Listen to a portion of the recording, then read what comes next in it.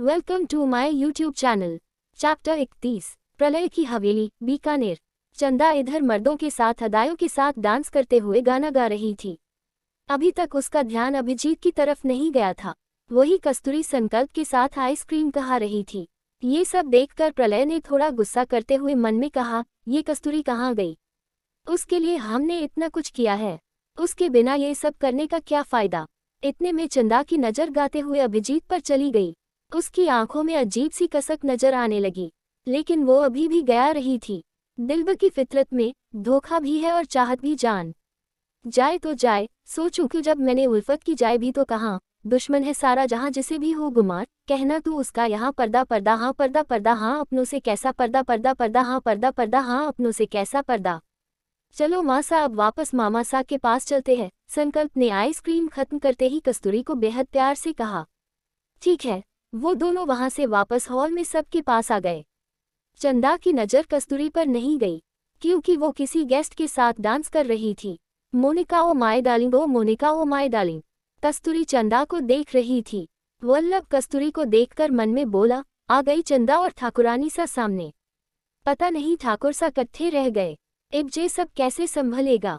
कस्तूरी को ये सब चचा नहीं लग रहा था। वो संकल्प को ये सब देखने से रोकते हुए बोली, बच्चा ये सब तुम मत देखो, ये तुम्हारे लिए ठीक नहीं है। संकल्प ने चंदा को देखते हुए कहा, नहीं मासा ये चंदा है, बापू सा की दोस्त। क्या? कस्तूरी चौंक गई उसकी बात सुनकर और चंदा को देखकर। वो आ गया, देखो देखो वो आ गया। चंदा ने दरवाजे की तरफ देखते हुए मुस्कुरा कर गाया। सबका ध्यान दरवाजे की तरफ गया जहां से श्रेष्ठ अंदर आ रहा था। श्रेष्ठ को देखकर प्रलय के चेहरे पर तिरछी मुस्कान छा गई। वो मन में बोला, लो इसी की कमी थी, हमारा काम आसान करने के लिए यहाँ पर आकर थैंक यू श्रेष्ठ। उसे देखकर अभिजीत का भी खून उबाल खाने को हो गया था। उसने अपनी मुठ्ठियां गुस्से में बंद कर ली। माँ सा बापू सा आ गए, श्रेष्ठ को देखते ही संकल्प ने कहा। वही अभिजीत ने मुंह बनाते हुए मन में कहा, लो आ गए अपने पैर पर कुल्हाड़ी मारने ठाकुर सा। कस्तूरी चंदा को देखकर मन में खुद से बोली, इनकी ऐसी दोस्त मतलब सच में इनका रिश्ता किसी और औरत के साथ है। वह अब इस बारे में सोचने लगी और उसकी सोच को हवा मिलने वाली थी, क्योंकि जैसे ही श्रेष्ठ अंदर आया तो प्रणय ने उसका अभिवादन किया और उसको सबके बीच लेकर आया, जिसे देखते ही चंदा उसकी तरफ आ गई और उसके साथ डांस करने लगी। श्रेष्ठ भी उसका पूरा साथ देने लगा। हलचल सी हर पल है, बेताब अपनी जवानी है बेकल में बेकल तू, बेदर्द दिल की कहानी है हाय हाय हलचल सी हर पल है, बेताब अपनी जवानी है बेकल में बेकल तू, बेदर्द दिल की कहानी है। डांस करते करते चंदा की नज़र अभिजीत पर पड़ी जो कि अपना चेहरा फेर कर खड़ा हुआ था। उसकी दोनों मुठ्ठियां गुस्से में बंद थी। उसको ये सब देखकर गुस्सा आ रहा था। वही श्रेष्ठ को किसी के गुस्से से कोई फर्क नहीं पड़ रहा था, वो बस मुस्कुरा रहा था। लेकिन ये सब देखकर कस्तूरी की आंखें नम हो गई थी। उसने अपने आंसू छुपाने के लिए गर्दन झुकाकर पल्लू से चेहरा छुपा लिया था। उठता जैसा धुआं, ये दिल है तेरा पता आजा रह ले यहाँ, जाएगा अब तू कहाँ पर्दा पर्दा हा पर्दा पर्दा हा अपनों से कैसा पर्दा पर्दा पर्दा हा पर्दा पर्दा हा अपनों से कैसा पर्दा। श्रेष्ठ का हाथ चंदा की कमर पर था। उसने डांस करते हुए चंदा को पीछे की तरफ झुकाया तो उसकी नज़र कस्तूरी पर चली गई। उसको देखकर वह अपनी जगह पर रुक गई। उसने मन में खुद से कहा, यो छोरी जे तरियां क्यों कर रही से, कहीं श्रेष्ठ की लुगाई तो नहीं से। Monica oh my darling, oh Monica oh my darling.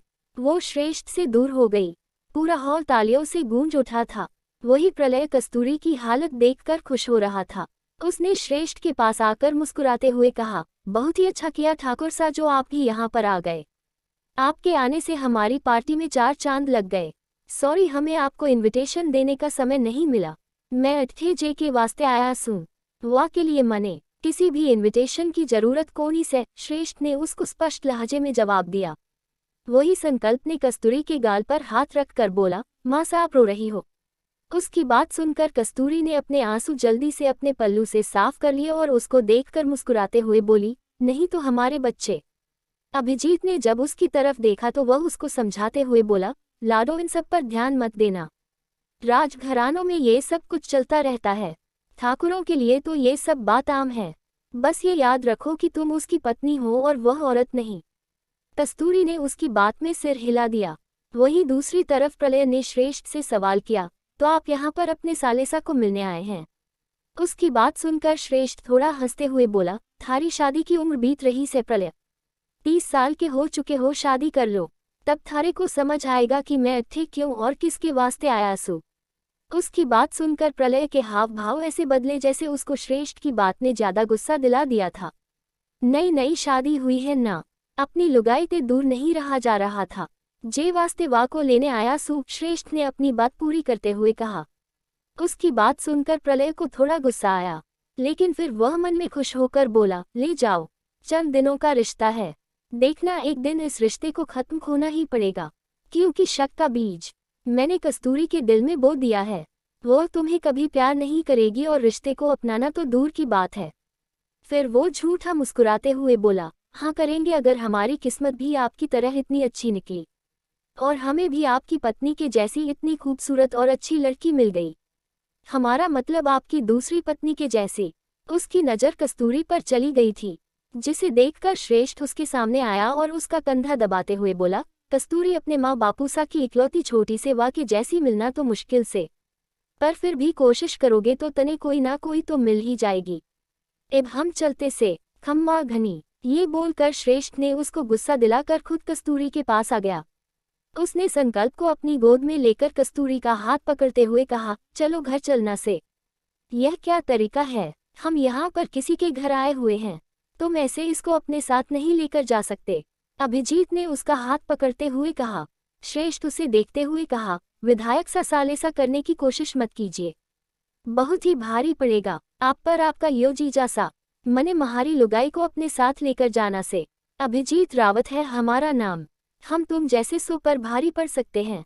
हमने कस्तूरी को अपनी बहन मान लिया है, इसलिए तुम हमें अपने साले सा ही मानो। अभिजीत दांत चबाते हुए बोला। संकल्प और कस्तूरी दोनों उन लोगों को बेचारा समूह बनाकर देख रहे थे। श्रेष्ठ ने मुस्कुराते हुए कहा, तो फिर साले सा महारी बात कान खोल कर सुनिए। नई शादी हुई से हमारी मन नहीं लग रहा महारा, अपनी लुगाई के बिना जे वास्ते लेकर जा रहे से। चलो छिपकली। इतना बोलकर उसने फिर से कस्तूरी को अपने साथ ले जाने के लिए कहा, तो दूर से उन दोनों को देखकर चंदा के चेहरे पर मुस्कान आ गई। श्रेष्ठ कस्तूरी को खींचते हुए अपने साथ वहां से ले गया। उनके जाते ही चंदा भी गेस्ट रूम की तरफ चली गई, जिसे देखकर अभिजीत गुस्से में उसके पीछे चला गया। उसे जाता हुए देखकर वल्लभ को घबराहट हुई, पता नहीं अब विधायक सा क्या करेंगे चंदा के साथ। वह अभिजीत के पीछे गया, तो इधर दूसरी तरफ चंदा जब कमरे में आई तो अभिजीत गुस्से में उसके कमरे एंटर करके उस पर बिगड़ते हुए बोला, तुम ये सब कुछ छोड़ क्यों नहीं देती, क्यों श्रेष्ठ की जिंदगी के साथ खेल रही हो। सिर्फ श्रेष्ठ क्यों, न जाने तुमने कितने लोगों के घरों को उजाड़ा है। चंदा की पीठ उसकी तरफ थी, उसकी आंखों से आंसू बह रहे थे, जिसे उसने छुपाकर गुस्से में अभिजीत की तरफ देखकर उंगली दिखाते हुए बोली, मैं खुद से किसी के घर को नहीं जाती सू, उनके घरों को उजाड़ने। वो खुद आवे से अपने घर को उजाड़ने के लिए महारे पास। ठाकुर श्रेष्ठ और मेरे बीच आने की कोशिश भी मत कीजिएगा, वरना मैं।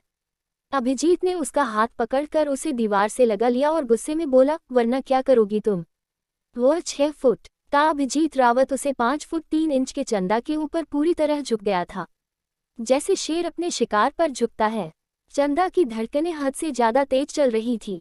वह अभिजीत की आंखों में अपने लिए नफरत देख रही थी। उसने गुस्से में अभिजीत को धक्का देकर अपने से दूर करते हुए कहा, महारे से दूर रहिए, नाचने वाली के करीब आएंगे तो ऐसा दाग लगेगा कि विधायक की कुर्सी भी छिन जाएगी और इज्जत भी। अभिजीत गुस्से में उसको कुछ बोलने को हुआ कि इतने में वल्लभ की आवाज आई, विधायक सा। उसकी आवाज सुनकर अभिजीत वहीं पर रुक गया और वल्लभ उसको संभालते हुए बोला, चलिए विधायक सा, अट्ठे थे ठाकुर श्रेष्ठ जा चुके से, अब हमें भी जाना चाहिए। अभिजीत को बहुत गुस्सा आ रहा था। जैसे वल्लभ को देखा तो गुस्से में कंट्रोल कर लिया और उसके साथ वहां से बाहर चला गया। वही चंदा को भी गुस्सा आया तो उसने गुस्से में अपना हाथ दीवार पर दे मारा और उसकी सारी चूड़ियां टूट गई। उसकी आंखों से आंसू छलक गए। मैं वैसी नहीं सू जैसा सब मने समझ रहे से। अच्छा हुआ जो आज ठाकुर सा ने एक सही कदम उठा लिया। हम भी वह की तरह कभी सही कदम उठा पाते तो आज अट्ठे कोनी होते। चंदा ने रोते हुए खुद से कहा और फिर खुद को कंट्रोल करके अपने साथियों के साथ वहां से सोनपुरी चली गई। गौरव महल जैसलमेर। दूसरी तरफ श्रेष्ठ कस्तूरी और संकल्प के साथ गाड़ी में बैठकर बीकानेर से निकल चुका था। कस्तूरी और संकल्प दोनों जीप की पैसेंजर सीट पर बैठे हुए थे। दोनों गौरव महल जैसलमेर पहुंचते पहुंचते सो चुके थे। कस्तूरी ने संकल्प को अपनी गोद में सुला रखा था। जैसे ही दोनों गौरव महल पहुंचे, श्रेष्ठ ने जीत की ब्रेक लगे पर इतने आराम से लगे कि वह दोनों ना जा पाए। उसने मन में खुद से कहा, कान्हा जी ने एक बच्चे को संभालने के लिए मने दूसरा बच्चा दे दिया। वह जीप से उतरा और उसने कस्तूरी को इस तरह उठाया कि उसकी गोद में संकल्प भी आराम से उठ गया। दोनों को एक साथ उठाकर वह घर के अंदर चला गया। इस वक्त सब घर वाले सो रहे थे, इसलिए उसने किसी को डिस्टर्ब नहीं किया और अपने कमरे में चला गया। हम दोनों को देखकर उसने मन में खुद से कहा, कल ते मने परेशान कर रखा से, लेकिन देखो खुद कितने चैन ते सो जाते से दोनों, जैसे किसी की चिंता ही कोनी से इनको। वह उन दोनों को बेड पर लेटकर खुद सोफे पर जाकर सो गया। अगली सुबह कस्तूरी की आंख खुली तो वह अपने पेट में हाथ रखकर बोली, हम ठीक से फ्रेश भी नहीं हुए। वह जल्दी से बेड से उठी और फ्रेश होने के लिए वॉशरूम में चली गई। इस बात पर ध्यान दिए बिना कि वॉशरूम में शावर के नीचे श्रेष्ठ खड़ा हुआ था। उसने दरवाजा भी नहीं बंद किया था और ऊपर से वह सिर्फ लोअर में था। उसकी मस्कुलर बॉडी शावर के पानी में भीगकर और भी ज्यादा अट्रैक्टिव लग रही थी। उसको ऐसे देखकर कस्तूरी की आंखें हैरानी से बड़ी हो गई। श्रेष्ठ अपनी आंखें बंद करके शावर के नीचे नहा रहा था। कस्तूरी माफी मांगते हुए बोली, माफ कर दीजिए, हम बिना पूछे आ गए। वहां से जाने लगी तो श्रेष्ठ ने उसका हाथ पकड़ लिया। उसकी इस हरकत से कस्तूरी की धड़कन दोगुनी हो गई। उसने अपनी आंखें बंद कर ली ताकि वह श्रेष्ठ को इस हालत में न देख सके। श्रेष्ठ ने ठंडे स्वर में जवाब देते हुए कहा, महारी डिक्शनरी में माफी नाम का शब्द कोनी से। मैं किसी को माफी को नहीं देता सूं, बल्कि सजा देता सूं। उसकी बात सुनकर कस्तूरी डर गई। वह कुछ बोलती कि श्रेष्ठ ने उसको शावर के नीचे खींचकर दीवार से लगा लिया। चैप्टर 32 गौरव महल जैसलमेर। दूसरी तरफ श्रेष्ठ कस्तूरी और संकल्प के साथ गाड़ी में बैठकर बीकानेर से निकल चुका था। कस्तूरी और संकल्प दोनों जीप की पैसेंजर सीट पर बैठे हुए थे। दोनों गौरव महल जैसलमेर पहुंचते पहुंचते सो चुके थे। कस्तूरी ने संकल्प को अपनी गोद में सुला रखा था। जैसे ही दोनों गौरव महल पहुंचे, श्रेष्ठ ने जीत की ब्रेक लगे पर इतने आराम से लगे कि वह दोनों ना जा पाए। उसने मन में खुद से कहा, कान्हा जी ने एक बच्चे को संभालने के लिए मने दूसरा बच्चा दे दिया। वह जीप से उतरा और उसने कस्तूरी को इस तरह उठाया कि उसकी गोद में संकल्प भी आराम से उठ गया। दोनों को एक साथ उठाकर वह घर के अंदर चला गया। इस वक्त सब घर वाले सो रहे थे, इसलिए उसने किसी को डिस्टर्ब नहीं किया और अपने कमरे में चला गया। हम दोनों को देखकर उसने मन में खुद से कहा, कल ते मने परेशान कर रखा से, लेकिन देखो खुद कितने चैन ते सो जाते से दोनों, जैसे किसी की चिंता ही कोनी से इनको। वह उन दोनों को बेड पर लेटकर खुद सोफे पर जाकर सो गया। अगली सुबह कस्तूरी की आंख खुली तो वह अपने पेट में हाथ रखकर बोली, हम ठीक से फ्रेश भी नहीं हुए। वह जल्दी से बेड से उठी और फ्रेश होने के लिए वॉशरूम में चली गई। इस बात पर ध्यान दिए बिना कि वॉशरूम में शावर के नीचे श्रेष्ठ खड़ा हुआ था। उसने दरवाजा भी नहीं बंद किया था और ऊपर से वह सिर्फ लोअर में था। उसकी मस्कुलर बॉडी शावर के पानी में भीगकर और भी ज्यादा अट्रैक्टिव लग रही थी। उसको ऐसे देखकर कस्तूरी की आंखें हैरानी से बड़ी हो गई। श्रेष्ठ अपनी आंखें बंद करके शावर के नीचे नहा रहा था। कस्तूरी माफी मांगते हुए बोली, माफ कर दीजिए, हम बिना पूछे आ गए। वहां से जाने लगी तो श्रेष्ठ ने उसका हाथ पकड़ लिया। उसकी इस हरकत से कस्तूरी की धड़कन दोगुनी हो गई। उसने अपनी आंखें बंद कर ली ताकि वह श्रेष्ठ को इस हालत में न देख सके। श्रेष्ठ ने ठंडे स्वर में जवाब देते हुए कहा, महारी डिक्शनरी में माफी नाम का शब्द कोनी से। मैं किसी को माफी को नहीं देता सूं, बल्कि सजा देता सूं। उसकी बात सुनकर कस्तूरी डर गई। वह कुछ बोलती कि श्रेष्ठ ने उसको शावर के नीचे खींचकर दीवार से लगा लिया। कस्तूरी ने आंखें बंद कर ली। श्रेष्ठ उसके करीब आकर बोला, क्या हुआ छिपकली? डर गई। कस्तूरी उसके करीब आने से बहुत ज्यादा घबरा रही थी। ऊपर से वो पूरी तरह उसके साथ पानी में भीग रही थी। उसके कपड़े गीले होने की वजह से उसके सुडौल बदन को चिपक गए थे। श्रेष्ठ को ना जाने क्या हुआ था। वो कस्तूरी के ऊपर पूरी तरह झुका। कस्तूरी की हाइट 5 फुट की भी नहीं थी, इसलिए श्रेष्ठ को 1 फीट से ज्यादा झुकना पड़ा। वो अपनी गर्म सांसों को उसके सिर पर छोड़ते हुए फिर धीरे धीरे उसकी गर्दन पर लाकर बोला, तो बोलो छिपकली के सजा दूं तने। कस्तूरी उससे दूर जाने की कोशिश करते हुए बोली, हमसे दूर रहिए। श्रेष्ठ ने उसकी कमर में हाथ डालकर उसको अपने करीब खींच लिया। इस बार कस्तूरी बहुत ज्यादा घबरा गई। उसने खुद को छुड़वाने की कोशिश करते हुए अपनी आंखें बंद कर रखी थी। श्रेष्ठ की चूहन कस्तूरी की धड़कन को बढ़ा रही थी। उसका दिल बाहर निकलने को कर रहा था, जिसे देखकर श्रेष्ठ ने उसके कंधे पर अपनी गर्म सांसों को छोड़ते हुए कहा, क्यों दूर जाना से थार को महारे ते थारा भरतार सू मैं क्यों पराया मर्द कोनी, क्योंकि हमें आपसे घिन आती है, कस्तूरी ने थोड़ा गुस्से में जवाब देते हुए कहा। उसकी बात सुनकर श्रेष्ठ स्तब्ध हो गया। कस्तूरी ने अभी भी अपनी आंखें बंद कर रखी थी। उसकी बात सुनकर श्रेष्ठ ने उसकी कमर को अपनी हथेली में कसते हुए कहा, तने महारे ते क्यों घिनावे से? क्या तने पहले कभी किसी ने नहीं छुआ? कोई मर्द थारे इतने करीब नहीं आया के? छोड़िए हमें, कस्तूरी ने उससे छूटने की कोशिश करते हुए कहा। श्रेष्ठ की नियत उसको छोड़ने की नहीं थी। अब उसने कस्तूरी के कान में कहा, क्या हुआ छिपकली? महारी छूहन तू अंदर तक भीग रही से कै? उसकी बात सुनकर कस्तूरी सच में अंदर तक भीगा हुआ महसूस कर रही थी, लेकिन उसकी आंखों के सामने श्रेष्ठ और चंदा का चेहरा घूमने लगा, जिसे याद करते ही वो फिर से गुस्से में बोली, छोड़िए हमें। आपकी गंदी बातें आप उसी लड़की के साथ कीजिए जिसके साथ कल नाच रहे थे। उसकी बात सुनते ही श्रेष्ठ ने उसको छोड़ते हुए कहा, तने जलन हो रही से चंदा ते? हमें क्यों जलन होगी किसी से? अगर आपको वह औरत पसंद है तो आप उसी के साथ शादी कर लेते। ये सब सुनने के बाद इस बार कस्तूरी ने उसको पूरा जोर लगाकर छक्का देखा दूर कर दिया और वहां से बाहर चली गई। उसका गुस्सा आज श्रेष्ठ पर फूट पड़ा था, जो उसने चंदा को श्रेष्ठ के साथ देखने के बाद संभाल कर रखा था। श्रेष्ठ उसके पीछे गया। इधर कस्तूरी वॉशरूम से बाहर निकलकर सीधी खड़ी हुई थी, क्योंकि उसके सामने संकल्प हाथ बांधे हुए खड़ा हुआ था। कस्तूरी ने उसको देखकर बहुत ही प्यार से पूछा, बच्चा तुम जाग गए? उसके पीछे से श्रेष्ठ आ रहा था, जिसे देखकर संकल्प ने मुंह बनाते हुए कहा, बापू सा, यह आप बिना कपड़ों के ऐसे खुलेआम क्यों घूम रहे हैं? आपको शर्म नहीं आती? आप हमारी माँ सा के सामने बिना शर्ट पहने खड़े हुए हैं। जे के सामने तो मैं बिना कपड़ों के भी खड़ा हो सकूं सू, क्योंकि यो थारी माँ सा बाद में से पहले महारी लुगाई से, और मैं अपनी लुगाई के साथ कुछ भी कर सकूं सू, श्रेष्ठ ने सामने से जवाब दिया।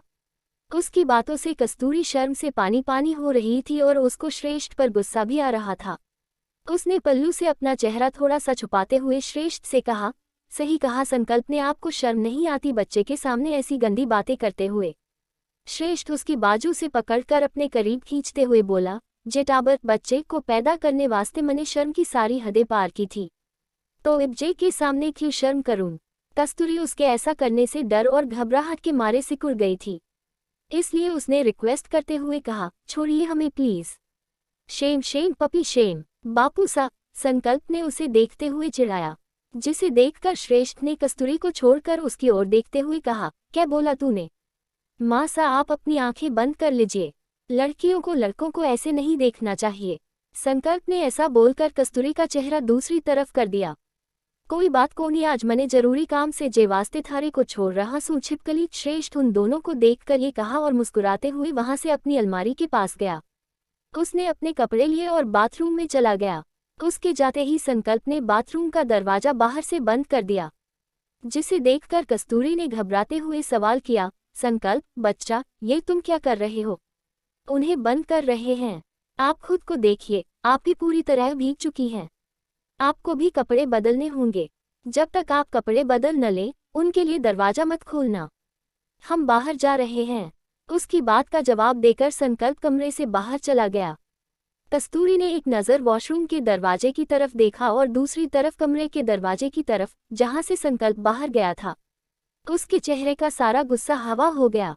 उसने मन में खुद से कहा, इनकी वजह से हमें जितना भी गुस्सा आता है, वह सारा गुस्सा इस मासूम की वजह से गायब हो जाता है। वह अलमारी से कपड़े लेकर चेंज करने लगी।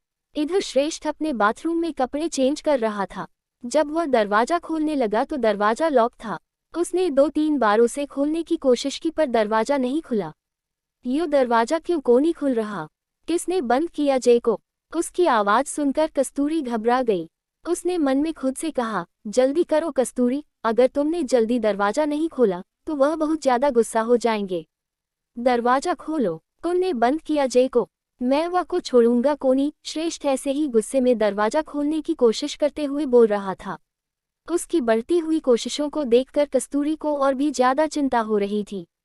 उसने जल्दी से अपने कपड़े पहने और वॉशरूम का दरवाजा थरथराते हुए हाथों से खोला क्योंकि उसे श्रेष्ठ के गुस्से से डर लग रहा था।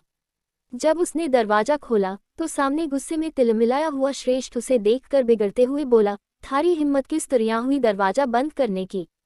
कस्तूरी ने संकल्प को श्रेष्ठ की डांट से बचाने के लिए झूठ बोलते हुए हड़बड़ाकर कहा, हमें कपड़े बदलने थे इसलिए बंद किया।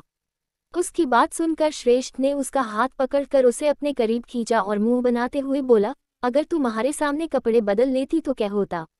शादी हुई से ना हमारी। शादी के बाद तो लुगाई अपने भरतार से कुछ को नहीं छुपाती। कस्तूरी उसकी बात से ही सिहर गई थी। वो आगे कुछ बोलती तभी संकल्प कमरे में आया और अपनी कमर पर हाथ रखकर बोला, आप फिर से हमारी मासा को डांट रहे हैं। उसकी बात सुनकर श्रेष्ठ ने आंखें छोटी करके उसे देखते हुए कहा, थारी मासा महारी लगाई से, जे बात को बार बार भूल मत जाया कर।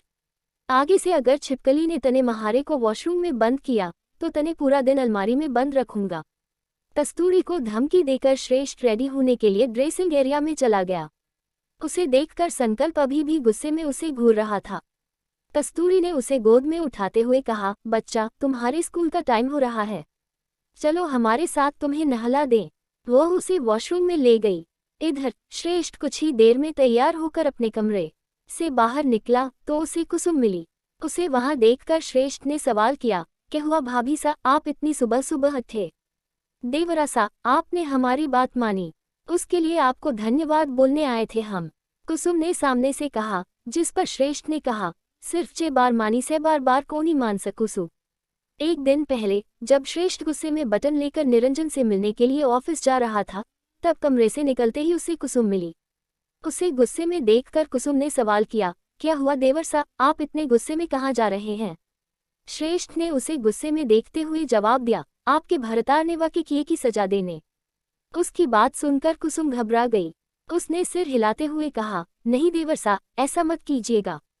अगर उन्हें कुछ हो गया तो हमारा क्या होगा, हम क्या करेंगे। क्या करेंगे का क्या मतलब, जिस तरह अगर आपको कुछ हो जाए तो वो दूसरी शादी कर लेंगे तो आप भी कर लीजिएगा। उनसे कहीं चोखा भरतार ढूंढ कर देंगे आपको। आप महारे बातें महारी बड़ी बहन जैसी हो। कुसुम को देखते हुए श्रेष्ठ ने जवाब दिया। कुसुम ने नम आंखों से उसे देखते हुए कहा, नहीं देवर सा, हम ऐसा नहीं कर सकते। हम माँ बनने वाले हैं और डॉक्टर ने बताया है कि इस बार लड़का है। उसकी बात सुनकर श्रेष्ठ के पैरों तले जमीन खिसक गई। क्या। कुसुम ने हाँ में सिर हिलाया तो श्रेष्ठ ने थोड़ा सोचते हुए कहा, क्या जे बारे में निरंजन भाई सा को पता से।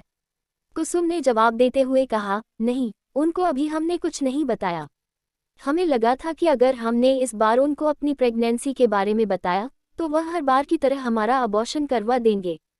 हम ऐसा नहीं चाहते। हम अपने बच्चों को जन्म देना चाहते थे और शायद कान्हा जी को भी यही मंजूर था, इसलिए वह स्वयं हमारी गोद में आए हैं।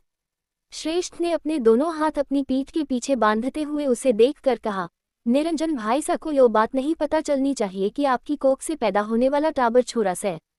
अगर पता चला तो मजबूरन मने वो कदम उठाना पड़ेगा जिससे इतने सालों तक आप मने रोकते आ रही हो। मैं आज तक इसलिए चुप था क्योंकि आपने महारे हाथ बांध रखे थे। कुसुम ने उसके सामने रिक्वेस्ट करते हुए कहा, बस इस बार मौका दे दीजिए। सच में हम पूरी कोशिश करेंगे कि वह फिर से ऐसी कोई गलती न करे जिससे आपको ऐसा कदम उठाना पड़े। श्रेष्ठ ने एक गहरी सांस ली और सवाल करते हुए बोला, कौन सा महीना चल रहा है आपका। कुसुम ने जवाब देते हुए कहा, चौथा महीना। श्रेष्ठ ने कुछ सोचते हुए मन में कहा, मतलब हमारे पास बस 4 महीने से। इन 4 महीनों में मने कैसे भी करके राजगद्दी पर बैठना होगा, क्योंकि अगर निरंजन भाईसा को पता चल गया कि उनके घर छोरा होने वाला से तो वह हमारे सारे किए धरे पर पानी फेर देंगे। मैं जैसलमेर का भविष्य ऐसे इंसान के हाथों में को नहीं सौंप सकता जिनका खुद का कोई भविष्य को नहीं से। क्या करेगा अब श्रेष्ठ निरंजन को जैसलमेर की राजगद्दी तक पहुंचने से रोकने के लिए। क्या श्रेष्ठ आ रहा है कस्तूरी के करीब। चैप्टर 33। श्रेष्ठ ने एक गहरी सांस ली और सवाल करते हुए बोला, कौन सा महीना चल रहा है आपका। कुसुम ने जवाब देते हुए कहा, चौथा महीना। श्रेष्ठ ने कुछ सोचते हुए मन में कहा, मतलब हमारे पास बस 4 महीने से। इन 4 महीनों में मने कैसे भी करके राजगद्दी पर बैठना होगा, क्योंकि अगर निरंजन भाईसा को पता चल गया कि उनके घर छोरा होने वाला से तो वह हमारे सारे किए धरे पर पानी फेर देंगे। मैं जैसलमेर का भविष्य ऐसे इंसान के हाथों में को नहीं सौंप सकता जिनका खुद का कोई भविष्य कोनी से। श्रेष्ठ ने कुसुम को देखते हुए कहा, ठीक से, मैं जे बार उन्हें छोड़ रहा सू, पर आपको अपने वादे पर कायम रहना होगा। आप टाबर पैदा होने तक वा को नहीं बताएंगी कि यो छोरा, और मैं वादा करता सूं कि आपको वह टाबर गिराने के लिए मजबूर नहीं कर पाएंगे।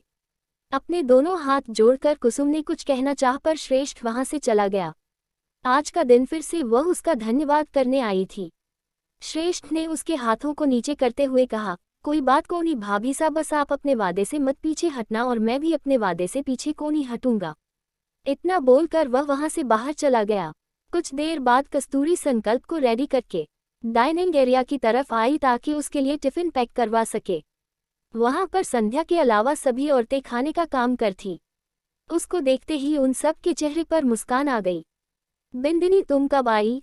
पारुल ने उसको देखते ही सवाल किया तो कस्तूरी ने सबको देखते हुए हाथ जोड़कर कहा, खम्मा घनी, रात में आए थे ताईसा। खम्मा घनी, संकल्प उन सबको देखते हुए बोला।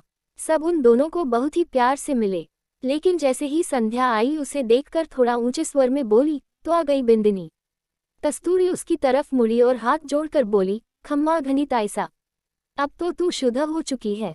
तेरे भरतार के साथ तेरा जैसा भी रिश्ता रहे, पर इस घर के साथ तेरा रिश्ता एक बिंदिनी वाला बनने का समय आ गया है। आज शाम को तेरी पहली रसोई की रस्म होने वाली है, तो तैयार रहना। संध्या ने उसको ऑर्डर देते हुए सामने से जब ये कहा तो कस्तूरी का चेहरा उतर गया। कस्तूरी ने मन में खुद से कहा, हमें तो खाना बनाना ही नहीं आता, अब हम ये रस्म कैसे करेंगे।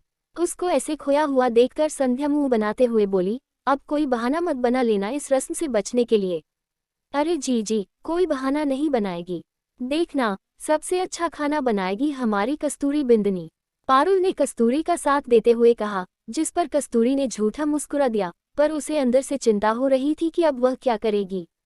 सुनंदा उसके पास संकल्प का टिफिन लेकर आई और उसे देते हुए बोली, जाकर ड्राइवर के साथ इसे स्कूल छोड़ आओ। कस्तूरी ने हामी भरते हुए टिफिन लिया और संकल्प को लेकर बाहर चली गई। वह गाड़ी में संकल्प के साथ जा रही थी और उसकी आंखों से आंसू गिर रहे थे। उसे देखकर संकल्प ने सवाल किया, क्या हुआ मासा, आप रो क्यों रही हो? कस्तूरी ने अपने आंसू पोंछते हुए कहा, हमें खाना बनाना नहीं आता। आज शाम को पहली रसोई की रस्म है, हम कैसे करेंगे? कोई बात नहीं, रात तक आपके लिए हम कोई ना कोई प्लान तो सोच ही लेंगे, तब तक आप इस बारे में कोई चिंता मत कीजिए। संकल्प ने उसको भरोसा दिलवाते हुए कहा। कस्तूरी उसकी बात सुनकर मुस्कुरा दी। GT petroleum limited office, Jaisalmer. आज यहाँ पर श्रेष्ठ अपने केबिन में बैठा लैपटॉप में काम कर रहा था। उसके चेहरे पर चिंता के बादल छाए हुए थे। वल्लभ बीकानेर से वापस आते ही ऑफिस में आया था। वो सबसे पहले श्रेष्ठ से मिलने उसके कैबिन में आया। कैबिन का दरवाजा खोलते ही उसने अभिवादन किया, खम्मा घनी ठाकुर सा। आ गए वल्लभ, आओ जल्दी, मने थार से बात करनी थी, श्रेष्ठ ने उसकी आवाज सुनते ही कहा। वल्लभ कैबिन में आते ही बोला, ठाकुर सा, आप परेशान लग रहे से। क्या हुआ? श्रेष्ठ ने जवाब देते हुए कहा, परेशानी की बात से वल्लभ, निरंजन भाई सा के घर में छोरा होने वाला से। क्या? वल्लभ चौंकते हुए बोला। वह थोड़ा घबराते हुए बोला, आपको कैसे पता चला और किस किस को जे बात का पता से?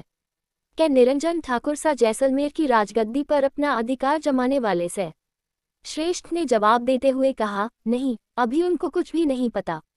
वल्लभ ने उसकी बात सुनकर परेशान होते हुए कहा, आपको अपनी शादी पर ध्यान देना चाहिए। एक बार उनको पता चल गया कि उनके घर बेटी ने जन्म लेना से तो वह आपको इस राजगद्दी पर सपने में भी कोनी बैठने देंगे। यो बात मने भी पता से, पर क्या करूं, मैं चाह कर भी वाछोरी को अपनी लुगाई की जगह कोनी दे सकता, सपने में भी नहीं। श्रेष्ठ ने जवाब दिया। तो वल्लभ ने उसको सामने से कहा, अगर इस उससे तो बुरा मत मानिएगा ठाकुर सा, आप जैसलमेर के राणा सा बनने का सपना मत देखिए, क्योंकि यो ऐसो तो कभी पूरा कोनी होगा। श्रेष्ठ को उसकी बात पर गुस्सा आ रहा था। उसके बोलने से पहले ही उसका फोन बज उठा। वह वल्लभ को देखते हुए बोला, महारी एक मीटिंग से जे वास्ते मने चुना फैक्ट्री जाना से, जे बारे में शाम को बात करेंगे। ये बोलकर श्रेष्ठ वहां से चला गया। उसके जाते ही वल्लभ ने खुद से कहा, ठाकुर सा, अपने रिश्ते को कभी सुधार नहीं पाएंगे, और अगर ऐसा ही चलता रहा तो पक्का जैसलमेर भी अंधेर नगरी बन जाएगा निरंजन ठाकुर सा के हाथ में आकर। अब मने ही कुछ करना होगा। उसने किसी को फोन किया और सामने से कॉल रिसीव होते ही उसने फटाफट कहा, खम्मा घनी, मने आपसे मिलना से, एक बहुत बड़ी मुसीबत आने वाली से। उसने उसे कुछ बताया और फिर कॉल डिस्कनेक्ट कर दी। वो वहां से जल्दी में निकल गया। मारवाड़ी रेस्टोरेंट, जैसलमेर। जिस टेबल पर संकल्प बैठा हुआ था, उसके सामने बहुत सारा खाना रखा हुआ था। उसे बड़े से टेबल पर रखी हर डिश को देखकर ऐसा लग रहा था कि वहां पर मिलने वाला हर पकवान उस पर परोसा गया है, लेकिन वह अपने दोनों हाथ बांधकर उन सब को घूर रहा था। तभी उसके सामने से एक आदमी की आवाज आई, लादे से देख क्या रहे हो, खाओ, तुम्हें जो भी खाना है। अगर यह सब तुम्हें पसंद नहीं है तो हम तुम्हारे लिए कुछ और मंगा देते हैं। संकल्प ने अपने सामने बैठे हुए दोनों लोगों को देखते हुए कहा, वल्लभ मामा सा, अभिजीत मामा सा, आप दोनों हमें ये ट्रीट किस खुशी में दे रहे हैं। वल्लभ ने अभिजीत की तरफ देखा और अभिजीत ने हल्का सा मुस्कुराते हुए कहा, हमें तुम्हारी मदद चाहिए। मदद चाहिए मतलब? आप ठाकुर संकल्प सिंह तोमर को रिश्वत दे रहे हैं। संकल्प ने आंखें छोटी करके उन्हें घूरते हुए कहा। इस पर अभिजीत थोड़ा हंसते हुए बोला, कुछ ऐसा ही समझ लो, क्योंकि अगर तुमने हमारी मदद नहीं की तो तुम अपनी मासा को हमेशा के लिए खो दोगे। संकल्प थोड़ा गुस्से में बोला, हमारी मासा को कोई हमसे अलग नहीं कर सकता, लेकिन तुम्हारे बापू साथ तो कर सकते हैं ना। वो तो बस जैसलमेर की राजगद्दी पर बैठने के लिए तुम्हारी मासा को झेल रहे हैं। एक बार वह राजगद्दी पर बैठ गए तो तुम्हारी मासा को हमेशा के लिए छोड़ देंगे। अभिजीत ने जवाब देते हुए कहा। उसकी बात में वल्लभ ने भी हामी भरी, हाँ छोरा। इस पर संकल्प गुस्से में श्रेष्ठ पर बिगड़ते हुए बोला, वह ऐसा नहीं कर सकते। हमें हमारी मासा बहुत पसंद हैं, हम उनको खुद से अलग नहीं होने देंगे।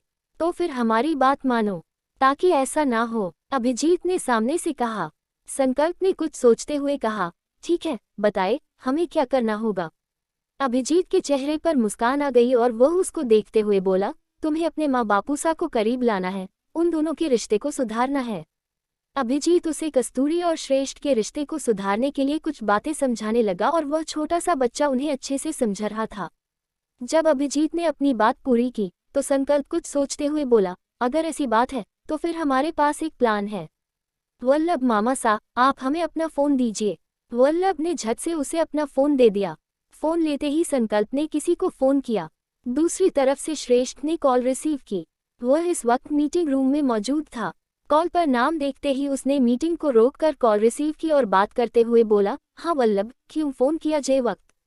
हम बोल रहे हैं बापू सा, संकल्प ने सामने से कहा। श्रेष्ठ ने सवाल करते हुए कहा, क्या हुआ, तूने क्यों फ़ोन किया से? स्कूल में सब ठीक तो से ना? स्कूल में सब ठीक है, पर घर में कुछ भी ठीक नहीं है, संकल्प ने सामने से जवाब दिया। श्रेष्ठ ने अपनी भौहें सिकोड़कर बोला, क्यों, घर में क्या हुआ? संकल्प ने जवाब देते हुए कहा, मासा की पहली रसोई की रस्म होनी है और यह बात आप अच्छी तरह से जानते हैं कि उन्हें खाना बनाना नहीं आता। अगर उन्हें इस वजह से डांट पड़ी तो हम आज घर नहीं आएंगे बल्कि सीधा बीकानेर जाएंगे अभिजीत मामासा के घर। उसकी बात सुनकर अभिजीत और वल्लभ दोनों ही हैरान हो गए। वो छोटा पैकेट बड़ा धमाका अपने बाप को धमकी दे रहा था।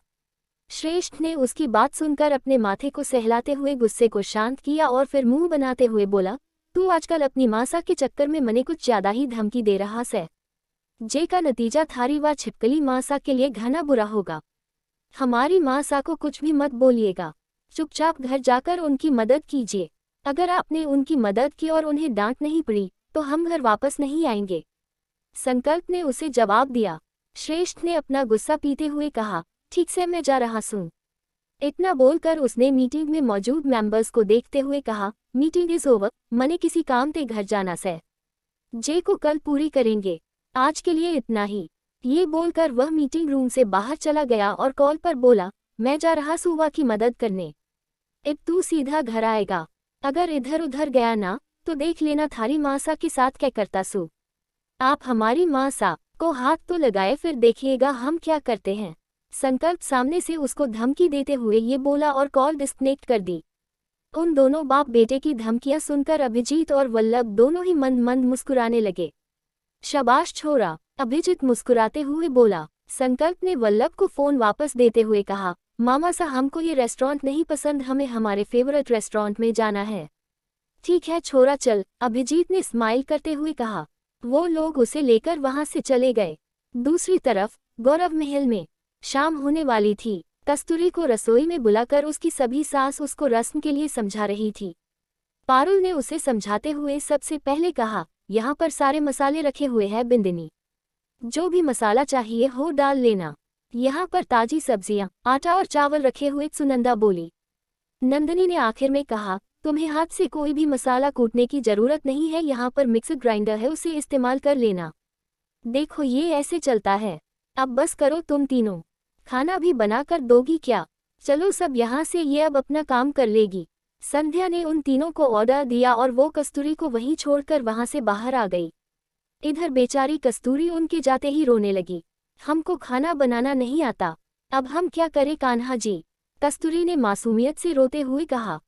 इतने में रसोई की खिड़की में कुछ हलचल हुई, जिसे देखने के लिए कस्तूरी मुड़ी तो किसी ने उसकी पतली छोटी सी कमर को अपनी बड़ी सी हथेली में भर लिया, जिससे कि वो कांप उठी। उसके मुंह को अपने हाथ से बंद करके उसके सामने खड़े श्रेष्ठ ने सवाल किया, तू महारे छूने से कांप क्यों उठती से? कस्तूरी उसकी आंखों में देख रही थी। श्रेष्ठ भी एक पल के लिए उसकी भूरी आंखों में खो गया। उसने मन में कहा, ये छिपकली क्या जादू करे से? महारे को जे की आंखों में खो जाने का मन क्यों करता से? राजावत का घर। इधर प्रलय रानावत ने अपनी मदद के लिए राजावत से हाथ मिला लिया था। वे दोनों आज एक साथ बैठकर राजावत के घर में ड्रिंक कर रहे थे। प्रलय ने राजावत को देखते हुए कहा, हमें श्रेष्ठ की पत्नी चाहिए और तुम्हें श्रेष्ठ की राजगद्दी, और हम दोनों की मंजिल एक ही रास्ते से होकर गुजरती है। हाँ, हमें पता है, पर ऐसा करने के लिए उन दोनों को अलग करना होगा। एक बार श्रेष्ठ की पत्नी ने उसे छोड़ दिया तो वह तुम्हारी हो सकती है और उसकी राजगद्दी हमारी। पर ऐसा होगा कैसे? सामने से राजावत ने कहा। थोड़ा हंसते हुए प्रलय रानावत ने कहा, हमारे पास एक प्लान है जिसके जरिए हम श्रेष्ठ को कस्तूरी से हमेशा हमेशा के लिए अलग कर सकते हैं। कस्तूरी खुद श्रेष्ठ को छोड़कर जाएगी और इस प्लान को अंजाम देने के लिए सबसे बढ़िया मौका हमें दाता हुकुम आघात सिंह तोमर के जन्मोत्सव पर मिलेगा, जो कि आज से एक हफ्ते बाद है। क्या प्लान होगा प्रलय का कस्तूरी और श्रेष्ठ को अलग करने का? क्या अभिजीत और वल्लभ का प्लान होगा कामयाब?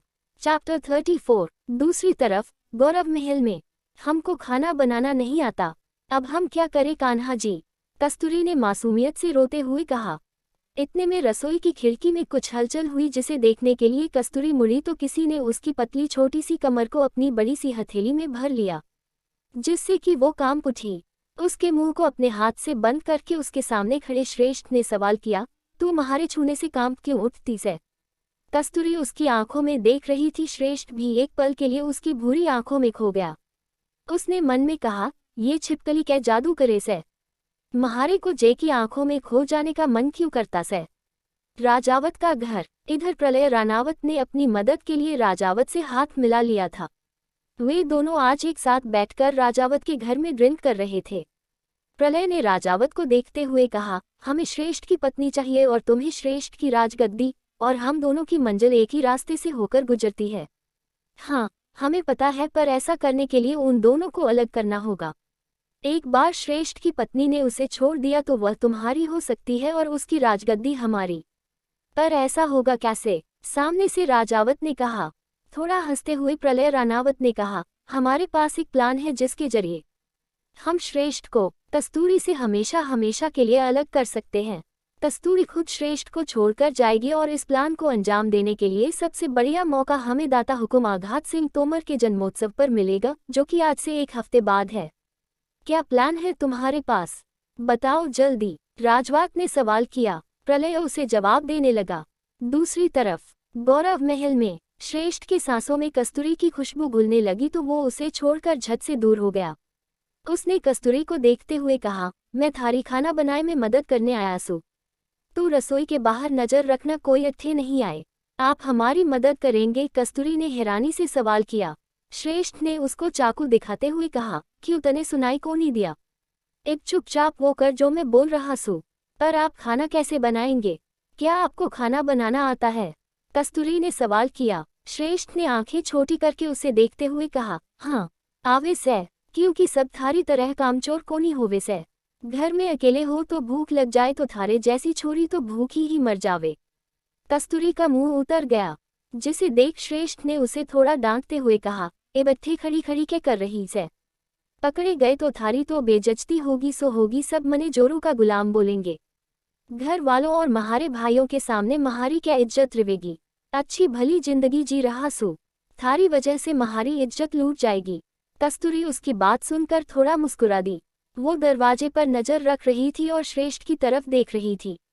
उसने मन में कहा, ये ऐसे क्यों है? ये हमारी मदद करने के लिए यहाँ आए। क्या सच में ये बुरे हैं? क्या सच में इनका रिश्ता दूसरी औरत से है? हमें पूरा सच जानना होगा। उसके लिए हमें चंदा से मिलन होगा। वही है जो हमें इनका पूरा सच बता सकती है। श्रेष्ठ ने पूरा खाना बनाया और पीछे की खिड़की से वहां से चला गया। सबको लगा कि कस्तूरी ने खाना बनाया है तो सब खुश होकर उसको नेक दे रहे थे, जिस कारण वो बेहद खुश थी और बार बार अपने सामने बैठे खाना खा रहे श्रेष्ठ को देख रही थी।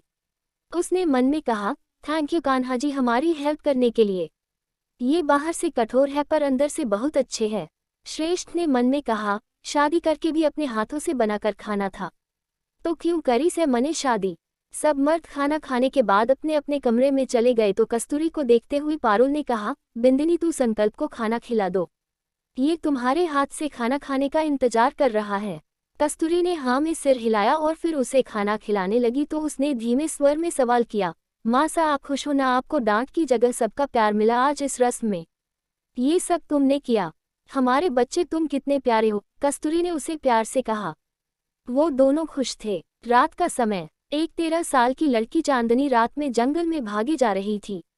उसकी आंखों में आंसू और चेहरे पर डर था। उसके पीछे कुछ लोग पड़े थे। पकड़ो उसे पकड़ो, वो चिल्ला रहे थे। तभी अचानक से उसका पैर पत्थर से टकरा गया और वो धड़ाम से गिरी। उसने रोते रोते अपना चेहरा ऊपर किया तो उसके सामने अंधेरे में एक हाथ आगे बढ़ रहा था। हमें कुछ मत करना, मुझे कुछ मत करना, हमें छोड़ दो, वो बच्ची चिल्ला रही थी और उस आदमी ने उसको गर्दन से पकड़कर ऊपर उठा दिया। उसका दम घुटने लगा। छोड़ दो हमें, छोड़ दो हमें, वो चिल्ला रही थी। ये कस्तूरी का सपना था। वो बेड पर संकल्प के साथ सो रही थी और श्रेष्ठ सोफे पर। जब उसे कस्तूरी की आवाज सुनाई दी तो वो उसके पास आया। क्या हुआ छिपकली? उसने सवाल किया तो कस्तूरी नींद से जगते ही चिल्लाने लगी, छोड़ दो हमें, छोड़ दो हमें। क्या हुआ मासा को? संकल्प ने भी मासूमियत से सवाल किया। तो श्रेष्ठ ने कस्तूरी को अपनी बाहों में भरते हुए कहा, कोई थारे कुछ नहीं करेगा, शांत हो जाओ। कस्तूरी उसके सीने से लिपट कर रोने लगी, छोड़ दो हमें, प्लीज छोड़ दो। संकल्प की आंखें भी नम हो गई। श्रेष्ठ ने उसे देखते हुए कहा, अरे रोना बंद कर छोरा, शायद जे ने कोई बुरा सपना देखा से।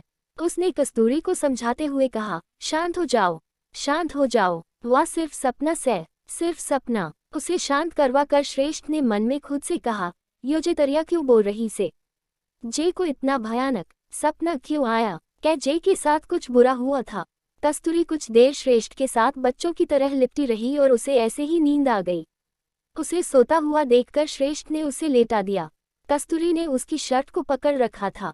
वो उससे अपनी शर्ट छुड़वाने की कोशिश करते हुए बोला, छिपकली महारी शर्ट छोड़, मने सोना से। उन्हें डर लग रहा था।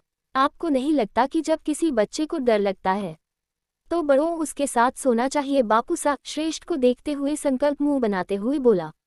उसकी बात काटते हुए श्रेष्ठ ने मुंह बनाते हुए कहा, तू कहना क्या कहता से? मैं हम दोनों के साथ अट्ठे सोयो।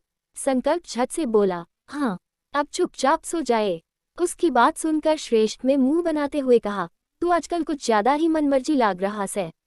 इतनी जिद और मर्जी अच्छी कोनी होवे से। वो अभी बोल नहीं रहा था कि संकल्प ने उसकी बात काटते हुए कहा, लगता है कि आप हमारी धमकी को भूल गए हैं। हम अभी भी अपने मामा सा के पास जाकर रह सकते हैं। श्रेष्ठ उसको गुस्से में घूरते हुए कस्तूरी की बगल में लेट गया। कस्तूरी ने उसके कंधे पर सिर रख लिया था। श्रेष्ठ जैसे लेटा संकल्प उसके ऊपर आकर सीने पर लेटते हुए बोला, हमें आपके ऊपर सोना है। मने के गद्दा समझ रखा सत हम दोनों ने। चुपचाप सो जाओ दोनों, वरना दोनों टाबरों को कमरे से बाहर निकाल दूंगा। श्रेष्ठ उस पर बिगड़ते हुए बोल रहा था, पर इस बात से अनजान की संकल्प भी सो गया था। उसने जब उन दोनों की तरफ ध्यान दिया तो वो खुद से बोला, सो गए दोनों, मने परेशान करके कितनी अच्छी नींद आती से इनको। वो भी सोने की कोशिश करने लगा। अगली सुबह कस्तूरी की आंख खुली तो उसने देखा कि श्रेष्ठ का हाथ उसकी कमर पर था, जिससे वो घबरा गई। उसने झट से उसका हाथ झटकर उससे दूर करते हुए कहा, ये आप क्या कर रहे हैं? आप हमें हमारी मर्जी के बिना नहीं छू सकते। श्रेष्ठ ने उसे देखते ही मुंह बनाते हुए कहा, मैं क्या कर रहा हूँ? पूरी रात तू मने चिपक कर सो रही थी, और ले अपने साथी को संभाल। दोनों ने महारे को पूरी रात सोने को नहीं दिया। उसने अपने ऊपर से संकल्प को उतार कर कस्तूरी के पास लेटाया और अंगड़ाई लेते हुए बिस्तर से उठ गया।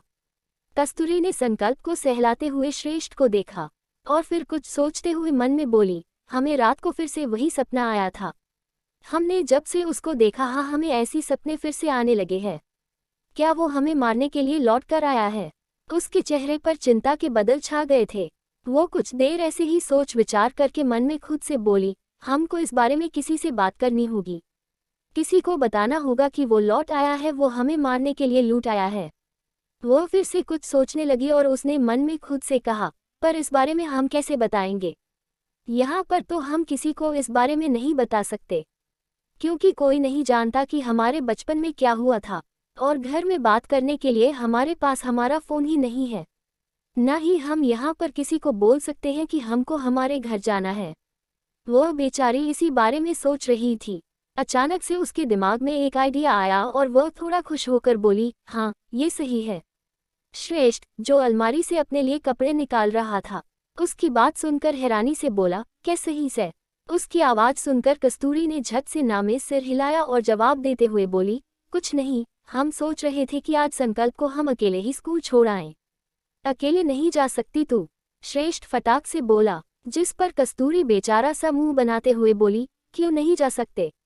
उसका सवाल सुनकर श्रेष्ठ ने मन में कहा, अगर अब जे को जवाब दिया तो जे को सारी बात बतानी पड़ेगी और पता नहीं सारी बात जानने के बाद यो जे शादी को निभाएगी भी या नहीं। मने जे की जैसलमेर की राजगद्दी पर बैठने तक बहुत जरूरत है। उसे खोया हुआ देखकर कस्तूरी ने रिक्वेस्ट करते हुए कहा, प्लीज हमें जाने दीजिए ना। श्रेष्ठ उसकी आंखें छोटी करके घूरते हुए बोला, ठीक से, चली जाओ। उसकी बात सुनकर कस्तूरी के चेहरे पर बड़ी सी मुस्कान आ गई। Thank you so much. सामने से श्रेष्ठ ने कोई जवाब नहीं दिया और अपने कपड़े लेकर वॉशरूम में चला गया। कुछ घंटे बाद लोकल मार्केट, कस्तूरी संकल्प को उसके स्कूल लेकर गई और उसे स्कूल छोड़ने के बाद वह ड्राइवर के साथ मार्केट के लिए निकल गई। वहां पहुंचकर उसने एक टेलीफोन बूथ के पास गाड़ी रुकवाई और वहां से उतरकर टेलीफोन बूथ की तरफ चली गई। उसने जाते ही सबसे पहले किसी को फ़ोन किया, पर सामने से किसी ने कॉल नहीं उठाया तो वह खुद से बोली, दादी सा फ़ोन क्यों नहीं उठा रही? उसने 2-3 बार ट्राई किया पर उसकी दादी अरुंधति ने फ़ोन नहीं उठाया, जिसके बाद वह मन में खुद से बोली, दादी सा ने तो फ़ोन नहीं उठाया। लगता है अब हमें किसी और से ही बात करनी होगी, पर किस करें? अरे हाँ, उनको बताते हैं। उसने फिर से किसी को फ़ोन किया।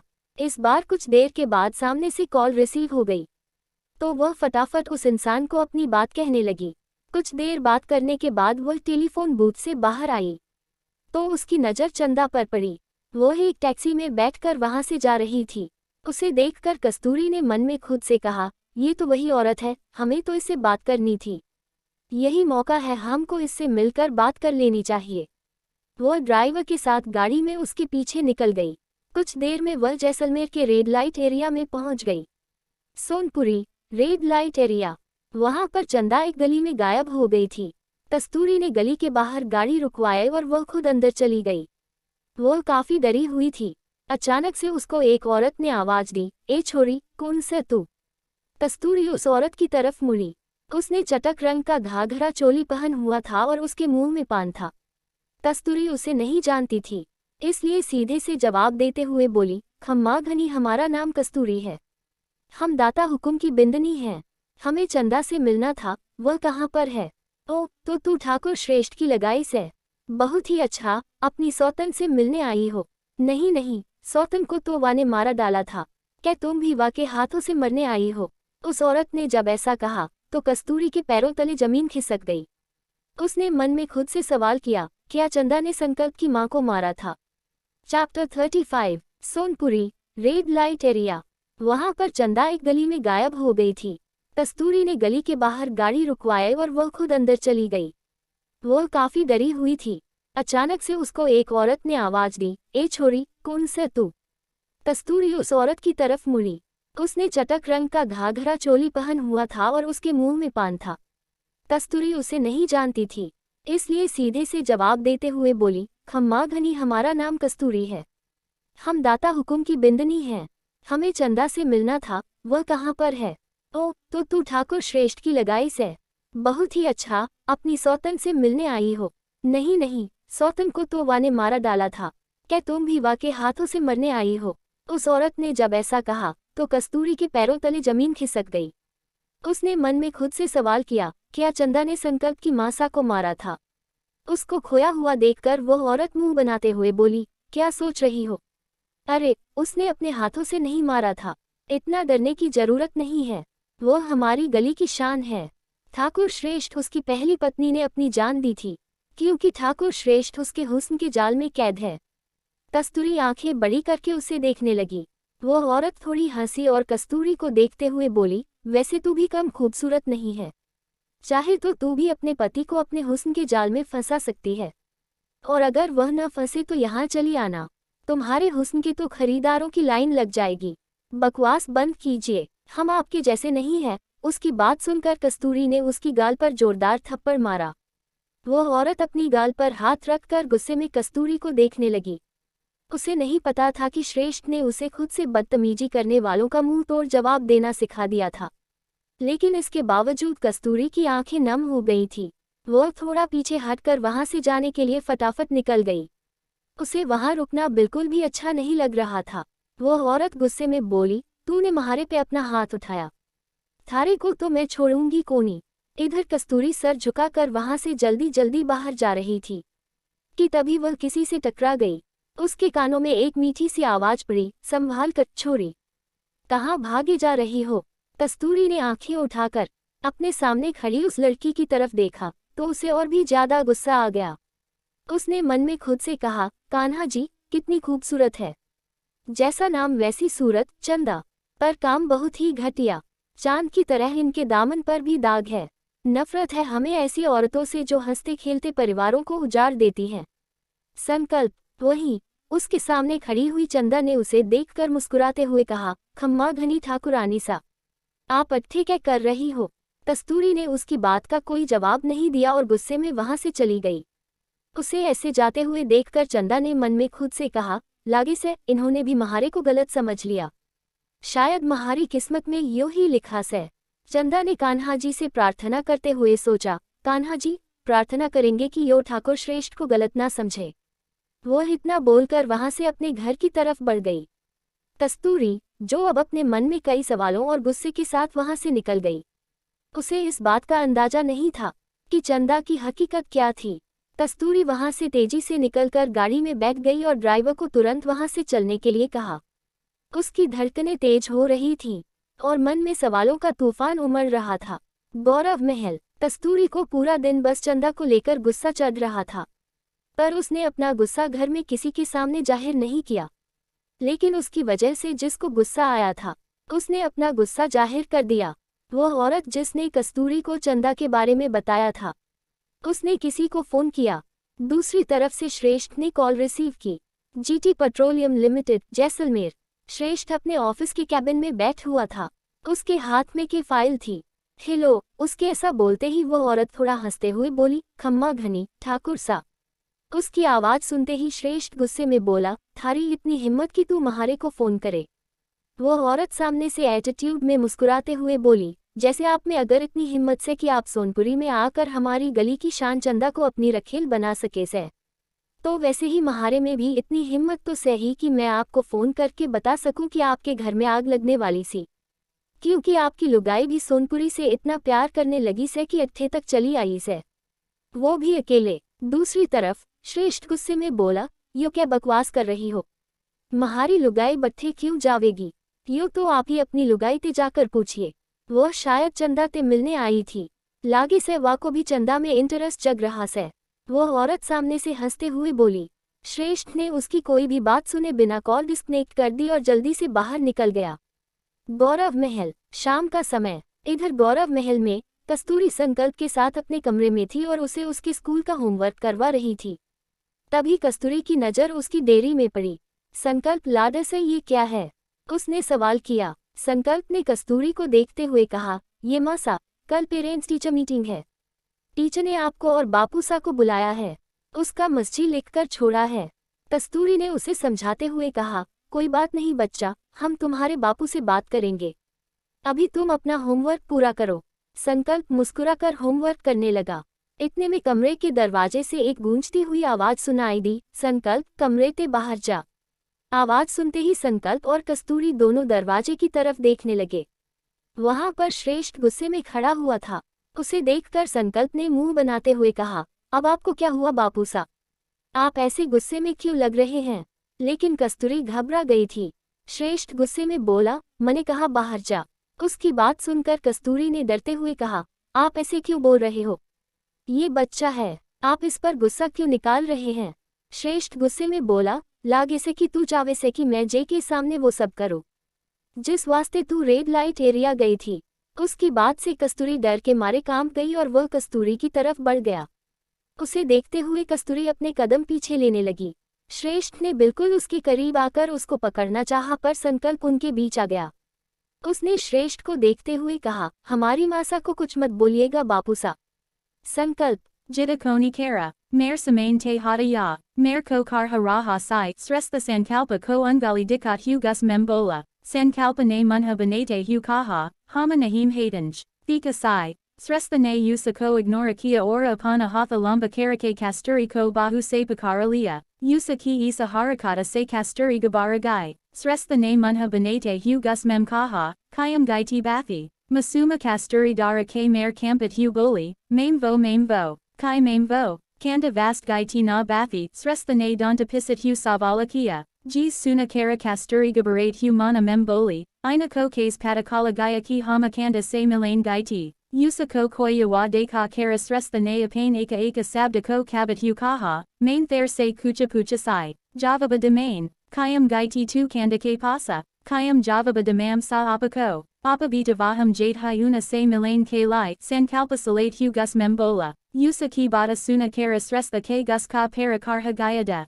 jis de ka kara kasturi ora bijayata dara gaiti, srahatha ne usa ki buri amkam mem dekat hu kaha, asia tatane kanda ki taraha amka uthaya kara de ka sai, agara yogalati tane fira te ki tamame thara vohala karunga ki tu kanda ka namalena te pahale ten bara sosegi, samaji. Usanayi bola kara kasturi ko koradia, vo us gus mem garate hu bahara kalagaya, kasturi ki amkam nama ho gaiti, usa ki halata de ka kara sankalpane us samajat hu kaha, mam sa apako darain ki jarurata nahim hai, vo basa damaki de kara gai hai, haim bi katani baradit hai, ignore him, kasturi usa masuma satana ko de ka kara apani takalifa bulagai, usa ne mukira kara kaha, baka kalo hama kama karati hai. Vo us fira se kama caravane laji, idara dusari tarifa sres the kamari se bahara aya to us kusuma dikaidi, vo gara ka kama kara rahi ti, usa ka gusa ora bijayata barha gaya usa ne mem kuda se kaha, 5 mahin, ora rajagati mer hatha se hamesa ke lai china jagi, nahim maim jakoni hon desakata, kai karu, eka de yo chori kaba kai karati sai koi jana koni sake se, iba bara koni sai ki yo kanda ko kai bola kara I sai. Main va te milane jana hoga, yi saba soka kara vo vaham se nakalagaya, rata kasamaya, reta ke tile para asia fira se kanda ora srestha kaka satha bath hutha, lekina asia donam kupatha, kanda ne usa kupi ko terate hu savala kia, kai wathakura sa, asia mer te apa ne ko kama koni sai kai, srestha ne java badit hu kaha, kama nahim savala sai, asia ther ko va chori milane it, kai kucha va ne ther ko. Apathakarani sa ki bata kara rehi hokai, nahim unhan mer ko kucha nahim kaha, mari devase bata bikoni way, vase apako unhi chori nahim balana kahi kandane samain se java badit hu thora sa muskaraya, sres the ne munha banete hu kaha, sahi kaha tane va ko chori koni balana kahi, vada chapakali sai, usa ki bata suna kara kandane munha banete hu kaha, yo hai problema se apaki. Va katani choti sai apate ora apa va te as bartava karati ho, thora piara te bi pesa aya karo, piara te main jisa te hona de hogaya, eva te main va chapakali ki basa jarurata sai, java va jarurata katma to yo sati bi katma, sres the ne attitude ke satha java badia ora reta parapitha ke bala lita gaya, usa ne apane donam hatha sira ke pichrakalai, kanda ne mana mem kaha, kasa apa ki jarurata piara mem badala jatha kurasa. Visam tane rajavada ke bear mem kucha patakala, sres the ne savalakia, kanda ne us java badit hu kaha, pralaya ranavada apa ke rajavada by sa kucha jayata hi mela jola barha raha sai, Va te na jararaki. Main va ke irade thika koni lage sai. 5 Shalom bada va vidisate vipasa iya sai va biakanaka. Koi to raja sai va ke latain ka. Yusa ki bada se sres the biko gaya. Yusa ke damaga mem kucha kala rahada. Para kya nahim patada. Vo yus dekat hu bola. Subaha hon mem abi kafi samaya sai. There kobi arama karolina kahi. Kanda bi lita gai. Agali subaha. Kasturi ready ho rahi ti. Yusa kos resta ora sankalpa ke satha parent teacher meeting mem janada. Yusa ne sankalpa ko ready karadiada. Jisa karana vo oras resta yusa ka gara ke bahara wait kara rahida. Vo sresta ki jipa ke pasada. Sresta ne plain dark. Blue shirt or a black pant pahani waiti. Kasturi ready ho kara bahara I to use deka kara sankalpa masquerade hubola. Mam sa apa classy look mem bahuda achi laga rahi ho. Thank you hamare ladasara. Kasturi ne pink color anarakali ora karidara pahana dekayam ki parent teacher ka theme classida. Mahala mem kehi use baki oratam ki taraha kapar pahanan paratha. Para Asia use apani pasanda ke kapar pahanan ka maka milada. Kasturi bahuda hai payari laga rahi ti. Srestha kasturi ko deka kara munha banete hubola. Yotane suit kayam pahana sai. Main there ko sari pahanan ko kahada. Vo haim sari pahanani nahimati kasturi ne durate hu java badia. Srestha ne usa ka hatha pakara ora gus membola. 2 A's hama lagam ke satha koni ya sake sai. Haim apa ke satha jana hai. Kasturi usa se rikvista karati huboli. Srestha use lakara apain kamari memaya. Isa vakta sabagara vale dining area memtha. Takisi ka bi una para diana nahim gayada. Srestha kasturi ko kamari memlaya. To kasturi ne wrote hu gus mem kaha. Apa ki problema kya hai. Kayam hamare upera gus karati rahat hai. Srestha ne usa ko davara se laga kara gus mem kaha. Kayam ki tu main majabara kare sai. Iso karain vast. Iba kapar utara. Haim apa ke satha nahim rahana. Apa bahuda burhai. Kasturi wrote hu boli. Thanks for watching our subscribe.